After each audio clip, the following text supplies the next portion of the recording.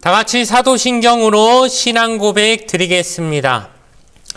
전능하사 천지를 만드신 하나님 아버지를 내가 믿사오며 그 외아들 우리 주 예수 그리스도를 믿사오니 이는 성령으로 잉태하사 동정녀 마리아에게 나시고 본디오 빌라도에게 고난을 받으사 십자가에 못 박혀 죽으시고 장사한 지 사흘 만에 죽은 자 가운데서 다시 살아나시며 하늘에 오르사 전능하신 하나님 우편에 앉아 계시다가 저리로서 산자와 죽은 자를 심판하러 오시리라. 성령을 믿사오며 거룩한 공예와 성도가 서로 교통하는 것과 죄를 사하여 주시는 것과 몸이 다시 사는 것과 영원히 사는 것을 믿사옵나이다. 아멘. 오늘 우리에게 주신 하나님 말씀은 구약성경 시편 3편 1절에서 8절까지의 말씀입니다. 구약성경 805페이지에 있는 시편 3편 1절에서 8절까지의 말씀, 구약성경 805페이지에 있습니다. 시편 3편 1절에서 8절까지 말씀을 제가 읽어 드리겠습니다. 야훼여, 나의 대적이 어찌 그리 많은지요. 일어나 나를 치는 자가 많으니이다. 많은 사람이 나를 대적하여 말하기를 그는 하나님께 구원을 받지 못한다 하나이다. 야훼여, 주는 나의 방패시요 나의 영광이시요 나의 머리를 드시는 자이시니이다. 내가 나의 목소리로 야훼께 부르짖으니 그의 성산에서 응답하시는도다. 내가 누워 자고 깨었으니 야훼께서 나를 붙드심이로다. 천만인이 나를 에워싸 진친다 하여도 나는 두려워하지 아니하리이다. 야훼여 일어나소서, 나의 하나님이여 나를 구원하소서. 주께서 나의 모든 원수의 뺨을 치시며 악인의 이를 꺾으셨나이다. 구원은 야훼께 있사오니 주의 복을 주의 백성에게 내리소서. 아멘. 오늘 주신 말씀을 가지고 머리를 들어주시는 하나님이라는 제목으로 잠시 말씀의 은혜를 함께 나누도록 하겠습니다. 다윗의 전체 인생을 살펴보는 시간, 어느덧 마지막으로 수치와 낭패의 자리에 이르렀던 다윗과 그의 왕국이 다시 안정을 찾게 되는 이야기를 살펴보려고 합니다. 아들 압살롬이 쿠데타에 성공하면서 다윗은 인생 막바지에 다시 도망길에 오르게 됩니다. 그가 젊었을 때 사울왕에게 도망 다니던 때랑 비교하면 참 비참합니다. 그때는 아직 젊었고 또 하나님 뜻에 따라 살다가 시기를 받아 도망 다녔던 거지만 지금은 다릅니다. 이미 왕으로 온갖 영화를 누리다가 졸지에 도망자가 된 것이고 게다가 이번에 자기가 지은 죄로 인해 징계를 받는 것인데다 결정적으로 자신을 쫓는 대적이 다름 아니라 눈에 넣어도 아프지 않을 사랑했던 내 자식이기 때문입니다. 다윗이 도망하는 신세가 되니까 그동안 그의 주위에서 그를 쫓아다니던 사람들의 본색이 드러납니다. 사실은 다윗의 권력에 아부했던 자들이 이제는 대세를 쫓아 아들 압살롬 쪽으로 넘어가고 다윗을 조롱하거나 그를 향해 욕을 내뱉습니다. 한편 진실하게 다윗을 사랑했고 충성했던 부하들은 오히려 끝까지 다윗을 버리지 않는 모습을 보여줍니다. 오히려 그들은 끝까지 다윗을 쫓아와서 다윗과 함께하려고 하고 다윗을 지켜주려고 하는 모습을 성경을 통해 알게 되는 것입니다. 이걸 보면 확실히 사람은 어려운 때를 당해봐야 진짜 친구를 구분할 수 있게 되는 것 같습니다.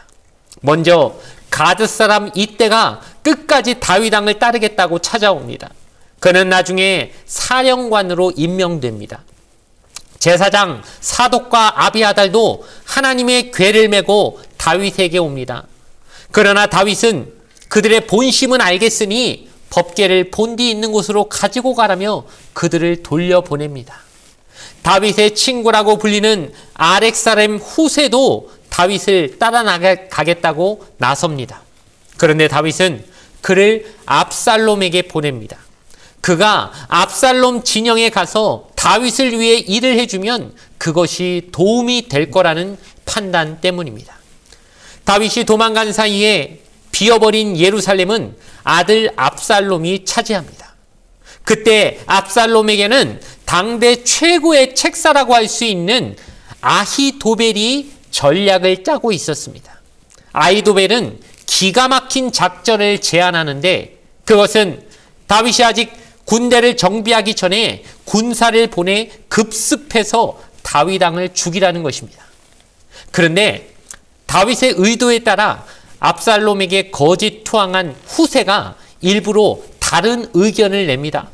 다윗은 전쟁을 많이 해본 베테랑이니 그런 기습은 이미 다 대비해놨을 겁니다. 그러니 시간이 걸리더라도 천천히 군대를 총집결시켜서 직접 나가서 싸우라고 권합니다. 작전 자체로만 보면 아히도벨의 것이 훨씬 좋은 것이지만 하나님이 압살롬의 마음을 역사하셔서 오히려 후세의 말을 듣게 하십니다. 이때 후세는 다윗이 예루살렘으로 돌려보낸 아까 그 두 제사장 아비아달과 사독에게 빨리 다윗에게 전령을 보내 압살롬이 갑자기 기습할 수도 있으니 요단강 건너편으로 피신하도록 알리게 합니다. 압살롬은 대군을 거느리고 직접 요단강을 건너서 다윗의 군대와 전쟁을 벌입니다. 하지만 하나님이 함께 하시는 다윗 군대는 압살롬을 물리치고 압살롬은 도망가다가 그 긴 머리가 상수리 나무에 걸려서 대롱대롱 매달려 있는 상태에서 다윗의 군대 장관 요압에 의해 죽임을 당합니다. 그런데 압살롬이 죽었다는 소식을 들은 다윗은 대성통곡을 합니다. 그럼에도 전쟁에서 승리한 백성들의 마음을 헤아리라는 요압의 말에 다윗은 다시 추스리고 일어납니다. 다윗은 백성들과 함께 예루살렘으로 귀환합니다.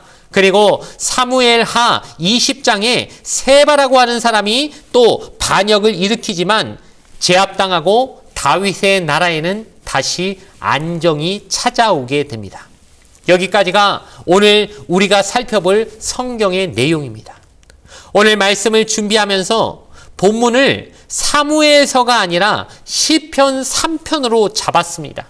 이유는 이 시편의 표제어를 보면 알 수 있듯이 다윗이 그의 아들 압살롬을 피할 때에 지은 시이기 때문입니다.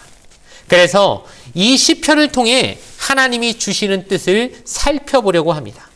먼저 1절과 2절을 보면 야훼여 나의 대적이 어찌 그리 많은지요 일어나 나를 치는 자가 많으니이다. 많은 사람이 나를 대적하여 말하기를 그는 하나님께 구원을 받지 못한다 하나이다고 말씀하고 있습니다. 많은 사람들이 다윗을 대적합니다. 자기 자식도 아버지를 죽이려 하고 아히도벨 같은 사람은 배신하면서 압살롬 편으로 넘어갑니다. 그리고 또 어떤 사람들은 조롱하고 비아냥거리며 수군수군 거립니다. 어쩌면 그게 더 기분 나쁘고 힘든 일일 수도 있습니다. 당면한 문제 그 자체보다 주변 사람들의 비아냥과 수군거림이 나를 더 힘들게 할 때가 있습니다. 아니, 하나님 믿는다면서 하나님 살아계신 것 좀 보여줘봐. 그런 식으로 조롱을 합니다. 어떤 사람들은 위로해 주는 척하면서 은근히 속으로 고소해야 하는 것 같기도 합니다. 아유, 참 안 됐네. 어쩌다 그렇게 됐어 그래. 그럴 때 우리는 어떻게 대처해야 할까요? 다윗은 3절에 이렇게 말합니다. 야훼여 주는 나의 방패시오 나의 영광이시오 나의 머리를 드시는 자이시니이다. 나를 보호해 주시고 나에게 영광을 주실 분은 하나님이라는 믿음의 고백입니다. 결국 하나님이 내 머리를 들게 해 주실 거다.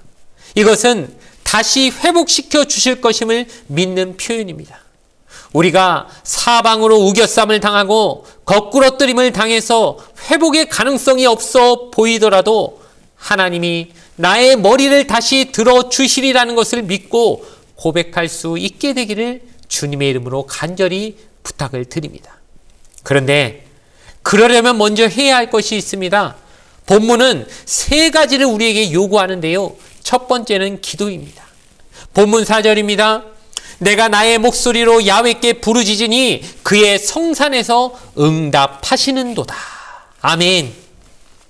실제로 다윗은 아히도벨이 자신을 배신하고 압살롬 쪽으로 넘어갔다는 소식을 듣고서 하나님께 이런 기도를 드렸습니다.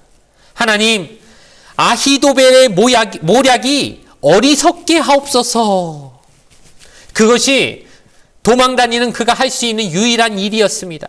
그런데 하나님은 다윗의 기도를 들으시고 아히도벨이 내놓은 그 기가 막힌 작전이 택해지지 않도록 역사해 주셨다는 것입니다. 두 번째로 사람의 도움도 필요합니다. 다윗이 도망가는 길에도 하나님은 여러 사람들의 손을 사용하셔서 다윗을 도와주셨음을 우리가 보지 않았습니까? 후세를 통해 아히도벨의 모략이 쓸모없게 만드셨고 또 두 제사장들을 통해 소식을 전달받게 하셨으며 나중에 세바의 반란을 진압할 때도 한 여인의 지혜를 사용하셔서 순적히 그 일이 이루어지게 하셨습니다. 하나님은 다윗의 전 생애를 거쳐 결정적일 때마다 돕는 손길을 보내주셨습니다.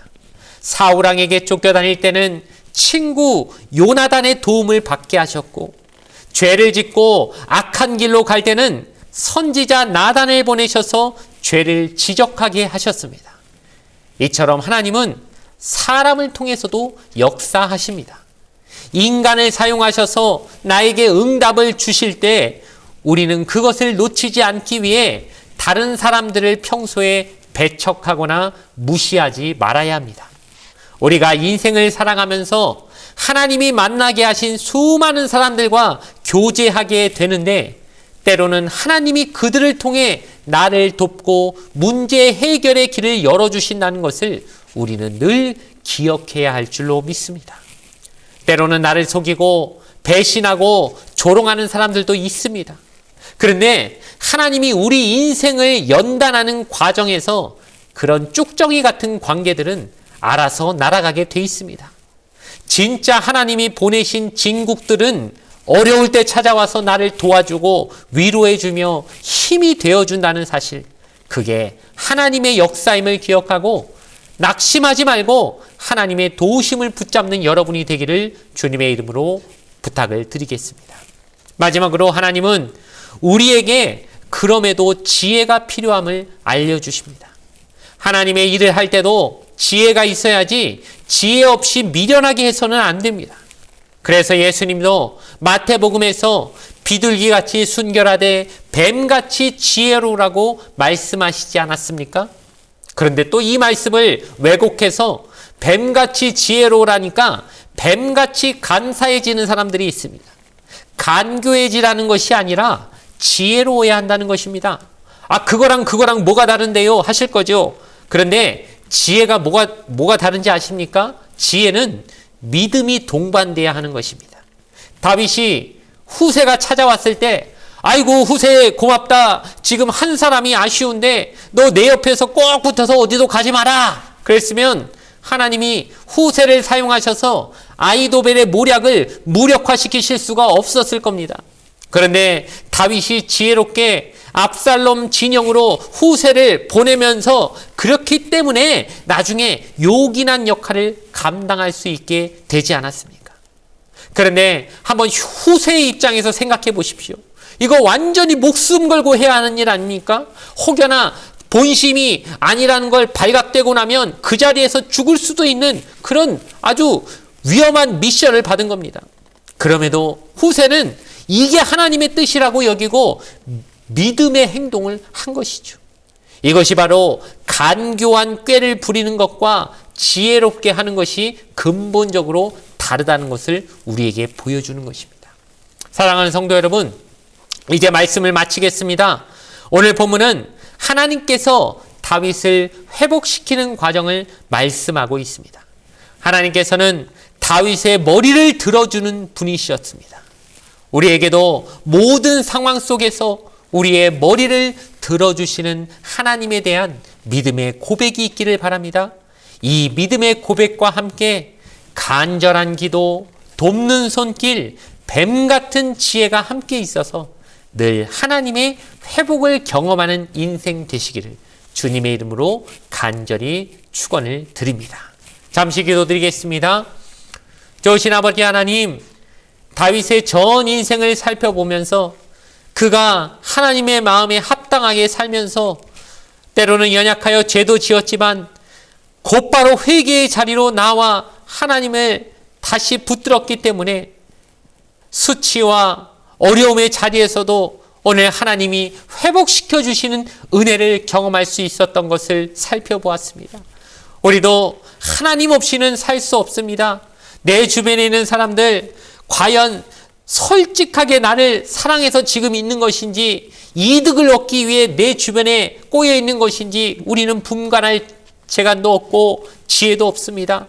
그러나 하나님은 모든 쭉정이 같은 인간관계는 다 사라지게 하실 것이고 진정으로 나를 위해 보내주신 하나님의 돕는 손길들만이 우리에게 끝까지 남아있을 수 있음을, 그것이 바로 하나님의 도움의 역사임을 분명히 깨닫게 하시는 때가 있을 줄 믿사오니 하나님을 의지하며 하나님께 구하며 그리고 모든 일을 할 때 하나님 주시는 지혜로서 이 모든 일을 감당해낼 수 있도록 하나님 늘 함께하여 주시고 성령님 인도하여 주시옵소서. 감사드리며 거룩하신 예수님의 이름으로 기도드리옵나이다. 아멘. 주기도문으로서 예배를 모두 마치겠습니다. 하늘에 계신 우리 아버지여, 이름이 거룩히 여김을 받으시오며 나라가 임하시오며 뜻이 하늘에서 이루어진 것 같이 땅에서도 이루어지이다. 오늘 우리에게 일용할 양식을 주시옵고 우리가 우리에게 죄 지은 자를 사하여 준 것 같이 우리 죄를 사하여 주시옵고 우리를 시험에 들게 하지 마시옵고 다만 악에서 구하시옵소서. 나라와 권세와 영광이 아버지께 영원히 있사옵나이다. 아멘.